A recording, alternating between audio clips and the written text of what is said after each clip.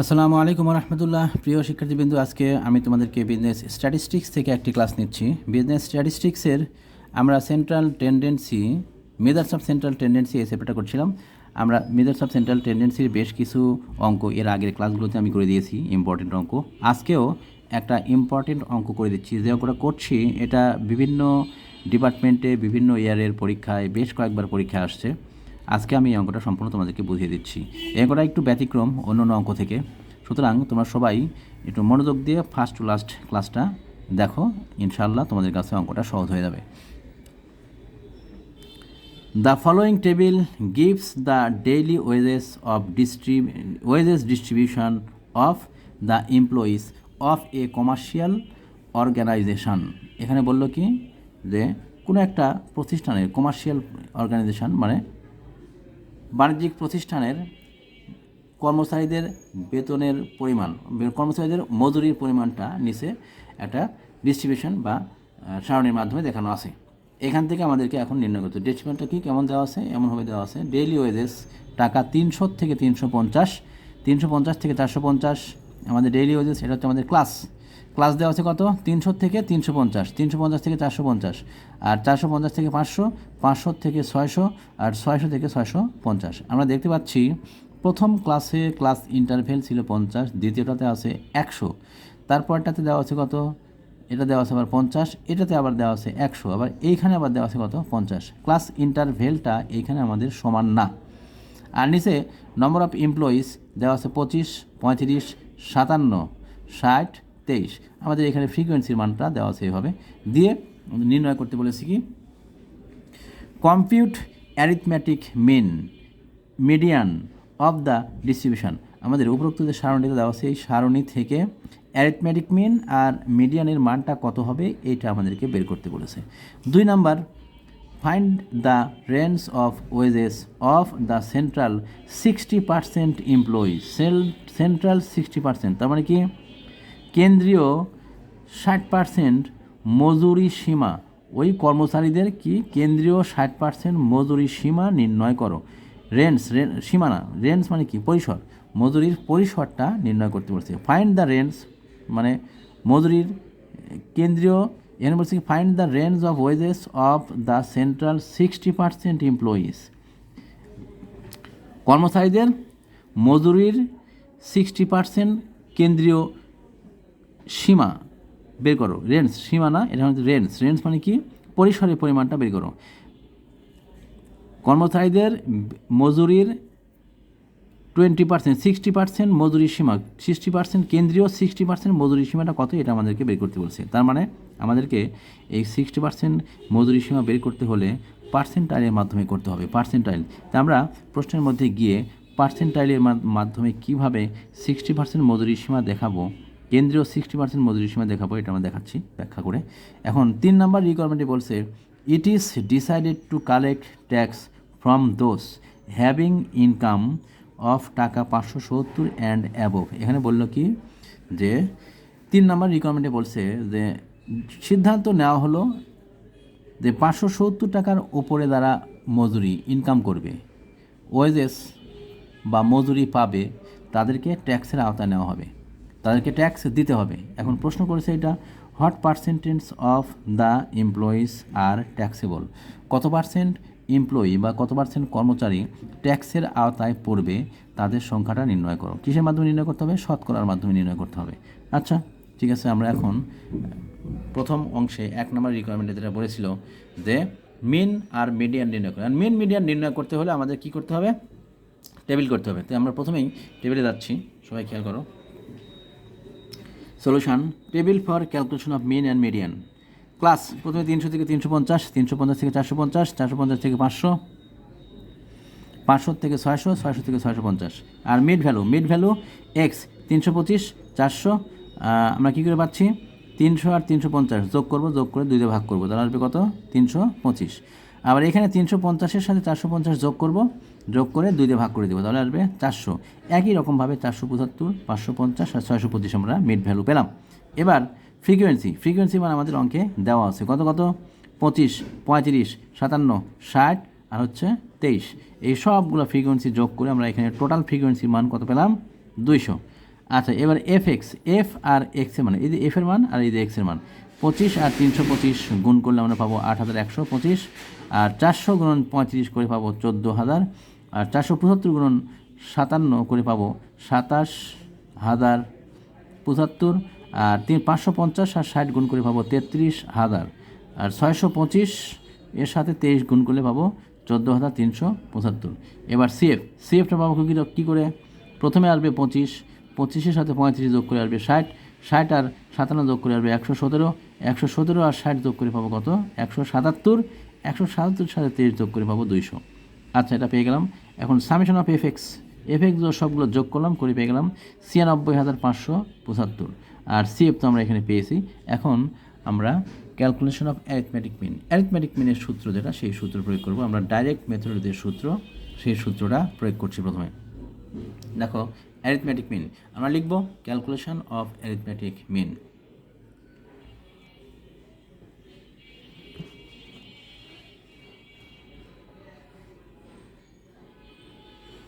Requirement 1, প্রথমে কী আসবে? ক্যালকুলেশন অফ অ্যারিথমেটিক মিন লিখব। We know X bar summation of F X by N. আমরা ডাইরেক্ট মেথডের সূত্র প্রয়োগ করেছি। কেন?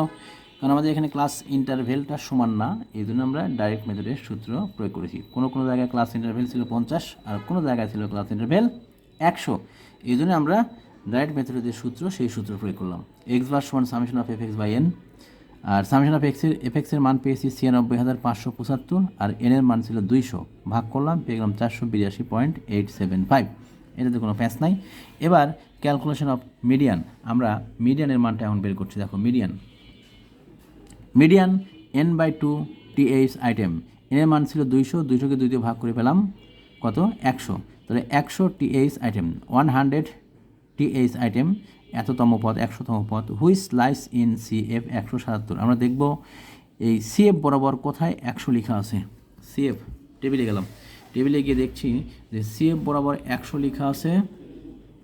কোথাও লেখা আছে 100 নাই। তাহলে 100 না লেখা থাকলে 100-র পরের সংখ্যাটাই কত? 117। তো আমরা ওইটাই লিখব, হুইচ লাইস ইন সিএফ 117। এই 117 বরাবর যে ক্লাসটা পাবো, এই ক্লাসকে ধরবো আমরা কি? Median class. তো ওইটা আমরা আগে লিখে নিই, তারপর আবারও টেবিলে আসছি।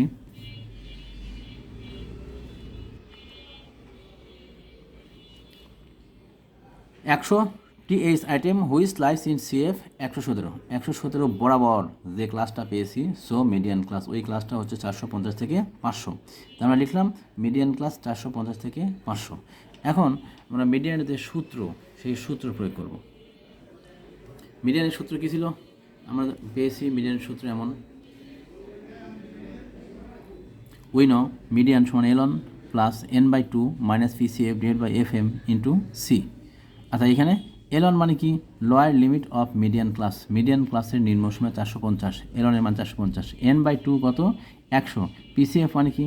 PCF মানে হচ্ছে cumulative frequency of pre median class, median ক্লাসের আগের ক্লাসের CF এর মান পেয়েছি 60, আর FM মানে মিডিয়ান ক্লাস বরাবর ফ্রিকোয়েন্সি, মিডিয়ান ক্লাস বরাবর ফ্রিকোয়েন্সির পরিমাণ ছিল 57, আর সি মানে হচ্ছে class interval of median class.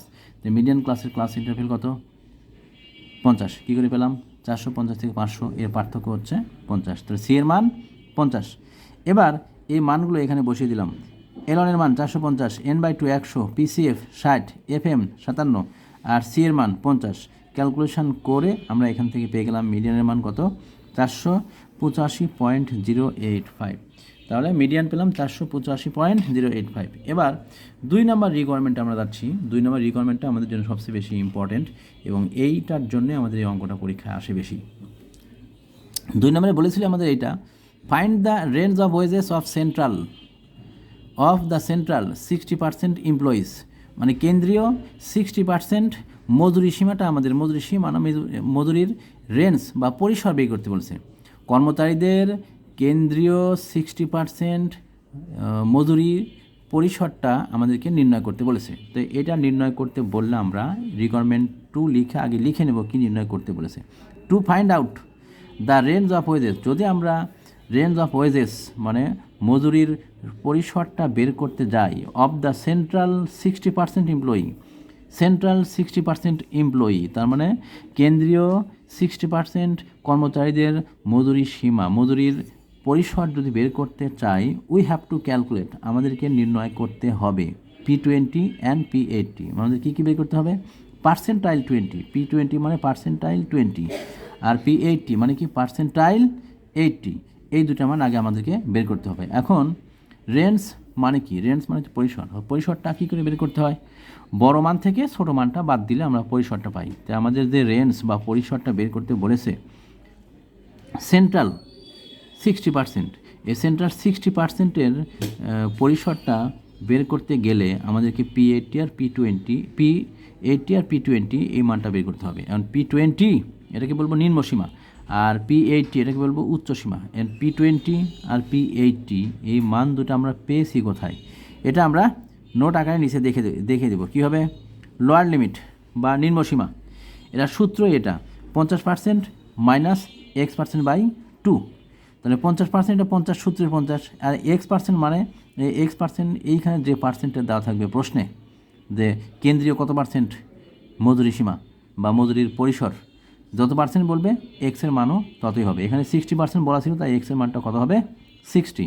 তাহলে 50% মাইনাস X% বাই 2 বা 50% মাইনাস 60% বাই 2, এখান থেকে 50 মাইনাস 60কে 2 দিয়ে ভাগ করলে কত আসবে? 30%।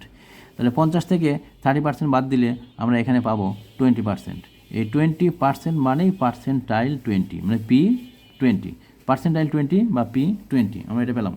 এবার আপার লিমিট, এটা পেলাম আমরা লোয়ার লিমিট। তাহলে লোয়ার লিমিট মান কত আসলো? P20। আর আপার লিমিটের মান কত আসবে? এরকমভাবে আমরা করব 50% প্লাস X% বাই 2। তাহলে 50% প্লাস, এখানে দিব প্লাস, আর এইখানে দিব কি আমরা? মাইনাস। তাহলে 50% প্লাস X% বাই 2, এখান থেকে আমরা পাচ্ছি কত? 60% বাই 2। তার মানে 50 প্লাস 30 যোগ করলে কত আসবে? 80%। তাহলে 80% মানেই হচ্ছে পার্সেন্টাইল 80। এইখান থেকে আমরা এই মানটা লিখেছি P20 আর P80। তোমরা এই অংশটুকু অঙ্কের মধ্যে নোট আকারে লিখে দিও, তাহলে বুঝতে সুবিধা হবে। এভাবে দেখিয়ে দিও। আর যদি কেউ না দেখাতে তাও কোনো সমস্যা নাই, কিন্তু মনে মনে অবশ্যই কিংবা অন্য কোথাও ক্যালকুলেশন করে নিয়ে P20 আর P80টা এখানে লিখতে হবে। তাছাড়া এমনি আমরা লিখতে পারবো না। আচ্ছা, এখন দেখো আমরা P20 আর P80টা মান কত আসবে এই মানটা বের করব। আর এই মানটা কী করে করব? মিডিয়ান যেভাবে করতাম ঠিক মিডিয়ানের মতো করেই আমরা P20 আর P80 এই দুটো মান নির্ণয় করব। ক্যালকুলেশন অফ P20 কী করে বের করতে হবে? দেখো আমরা এখানে লিখব P20 সমান 20N by 100 TH item. 20N by 100 TH item 20-র সাথে গুণ করছি। এর মান কত ছিল? 200। আচ্ছা, এখানে 100 কেন নিলাম? পার্সেন্টাইল বললে আমরা 100 দিয়ে ভাগ করব, ডিসাইল বললে 10 দিয়ে ভাগ করব, কোয়ার্টাইল বললে এখানে 4 দিয়ে ভাগ করতে হয়, আর মিডিয়ান বললে সেক্ষেত্রে 2 দিয়ে ভাগ করতে হয়। তো এখানে যেহেতু পার্সেন্টাইল করছি, তাই আমরা কততম পার্সেন্টাইল? 20তম। এই জন্যে 20 × N বাই 100 TH আইটেম। এবার পরবর্তী লাইনে এনের মান বসলাম 200, আর এখানে তো 100 আছে, কাটাকাটি করলাম, করে আমরা পেলাম কত? 40তম item. Which lies in CF কত? 60টা পেলাম কি করে? 40 পেয়েছি। এখন আমরা এই 40টা দেখব যে CF বরাবর, টেবিলে CF বরাবর কোথায় 40 লেখা আছে? টেবিলে CF বরাবর কোথাও সরাসরি 40 লেখা নাই। 40-এর পরের সংখ্যায় লেখা আছে কত? 60। তাহলে হুইচ লাইস ইন CF আমরা লিখব কত? 60, তাই লিখেছি। এবার এই 60 বরাবর যে ক্লাসটা আছে এই ক্লাসকেই বলবো আমরা P20 ক্লাস। আমরা আবার ওইতে যাচ্ছি, P20 ক্লাস। তাহলে P20 ক্লাস পেলাম কি করে? এই যে এখানে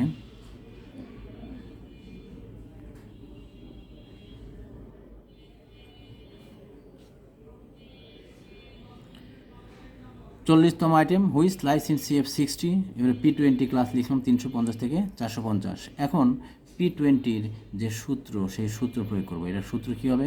সূত্রটা আসবে এমন, P20 সমান উইনো P20 সমান L1 plus 20N by 100 minus PCF divide by FP20।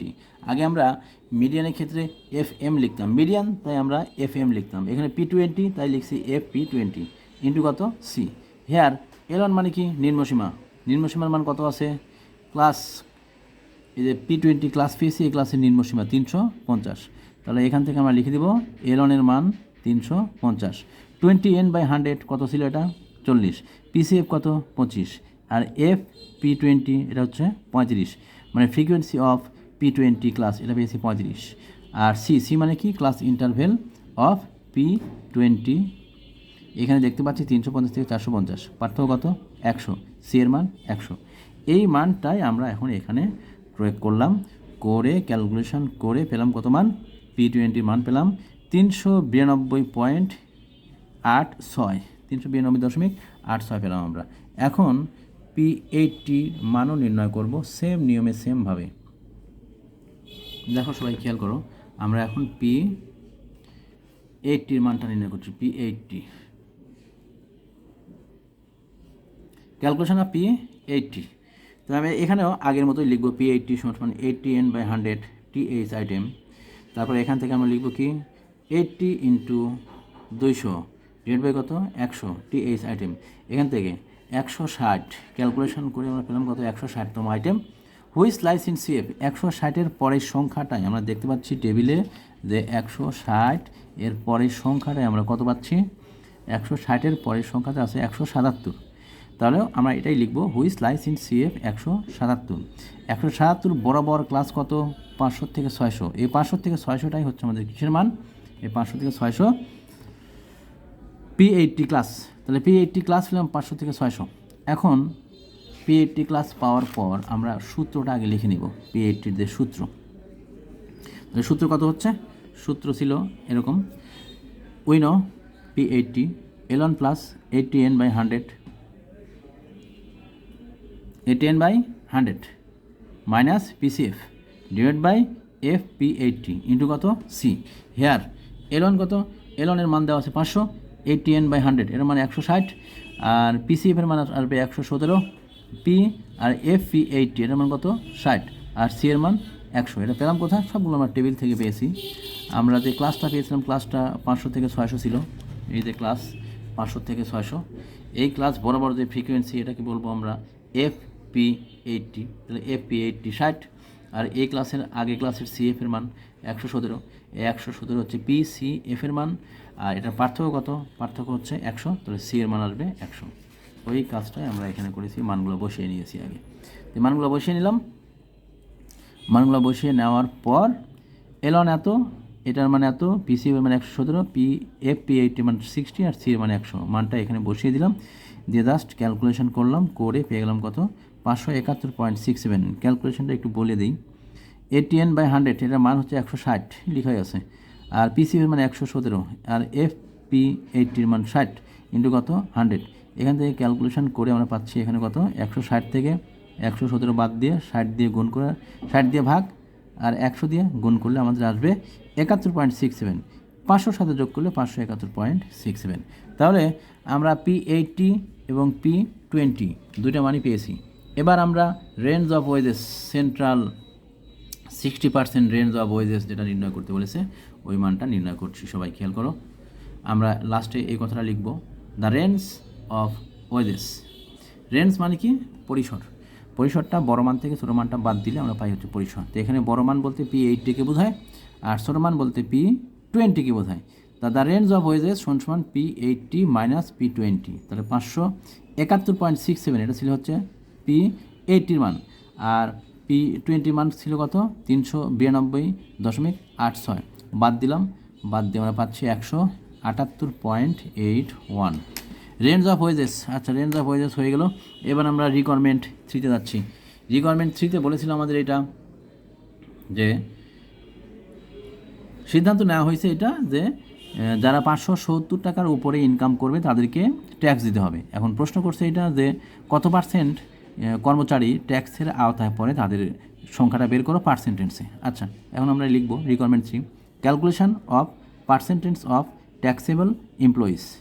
Number of taxable employees, taxable এমপ্লয়িজের সংখ্যা মানে কতজন ট্যাক্স দিবে তাদের সংখ্যা। এখানে আমাদের সীমাটা দেওয়া ছিল 570 এর উপরে, 570 এর উপরে দিতে হবে। তাহলে 570-এর উপরে যারা আছে তারা ট্যাক্স দিবে, 570-এর নিচে যারা তারা ট্যাক্স দিবে না। এখন 570টা কোন ক্লাসে পড়ে আর সেই ক্লাস থেকে ফ্রিকোয়েন্সির পরিমাণটা কত আসে এটা আমাদেরকে আগে দেখতে হবে টেবিল থেকে। 570, এখন 570 কোথায় আছে, এই যে 500 থেকে 600 এর মধ্যেই তো 570 আছে মজুরির ক্লাস মানে হচ্ছে মজুরির সীমা। এখানে দেওয়া আছে কি যে 500 থেকে 600, এই 500 থেকে 600 পার্থক্য কত 100, আর এই 100 পার্থক্যের মধ্যে মোট আছে কয়জন 60 জন। আমাদের সীমা কোথায় থেকে শুরু, আমাদের সীমা হচ্ছে ট্যাক্সের সীমা শুরু 570-এর উপর, মানে 570 থেকে। তো 570 থেকে 600-র মধ্যে পার্থক্য কত 30। তাহলে আমরা দেখাবো কি এই যে 500 থেকে 600 100 ঘরের পার্থক্যের মধ্যে মোট আছে 60 জন। এক পার্থক্যের মধ্যে কয়জন আছে, তাহলে 100 দিয়ে আমরা 60কে ভাগ করব, তাহলে প্রতি এক ঘর বা প্রতি এক পার্থক্যের মধ্যে কয়জন আছে ওইটা পাবো। আর 570 থেকে 600 এটা পার্থক্য কত 30। তার মানে কি 600 মাইনাস 570 মোট কয় ঘর 30 ঘর। ওই 30 ঘরের মধ্যে কয়জন আছে, তাহলে ওইটা দিয়ে আমরা কি করব গুণ করব। আর লাস্টে কত লেখা আছে 23, তো এরা তো ট্যাক্স দিবেই, কারণ এরা তো 570-এর উপরেই আছে। সুতরাং 23টা পাশে আমরা কি করব যোগ করে দেবো। তাহলে এখানে আসবে হিসাবটা এমন যে 60/100, এই 500 থেকে 600 পার্থক্য 100, তাই 100কে 100 দিয়ে ভাগ করব। 60/100 ইন্টু দেবো কত দিয়ে 570 আর 600-র মধ্যে যে পার্থক্য এটা দিয়ে আমরা ইন্টু করব। তাহলে 600 মাইনাস 570 আর প্লাস করব কত দিয়ে, প্লাস করব হচ্ছে 23, পাশে লিখব প্লাস 23। এখন এটা আমরা আপনি এখানে লিখেছি, এটা তোমাদেরকে আমি বুঝিয়ে দিচ্ছি, খেয়াল করো।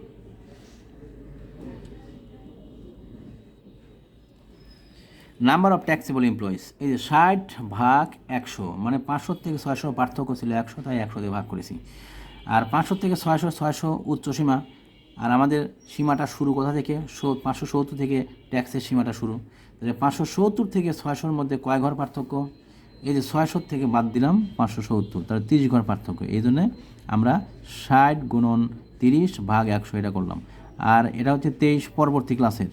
তো পরবর্তী ক্লাস ওরা যারা আছে 600 থেকে 650, ওরা তো ট্যাক্স দিবেই, এই জন্যে 23টা পাশে যোগ করে দিলাম।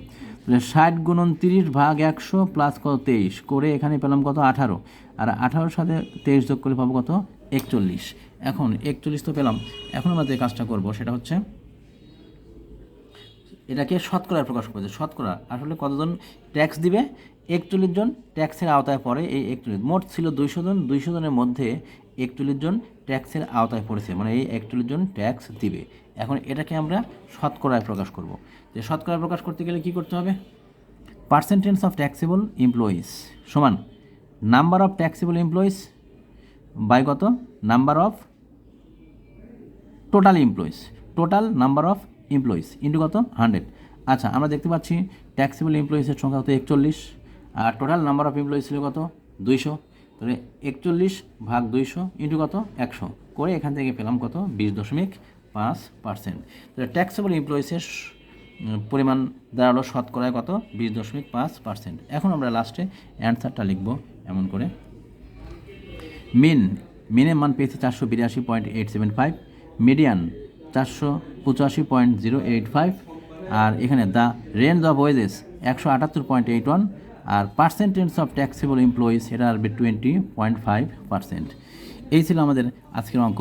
তোমাদের যদি কোনো সমস্যা থাকে তাহলে কমেন্টে আমাকে জানাও, তাহলে আমি পরবর্তী ক্লাসে এটার আরও বিস্তারিত সলিউশন বলে দেব। আজকে এ পর্যন্তই, সবাই ভালো থাকো, আল্লাহ হাফেজ।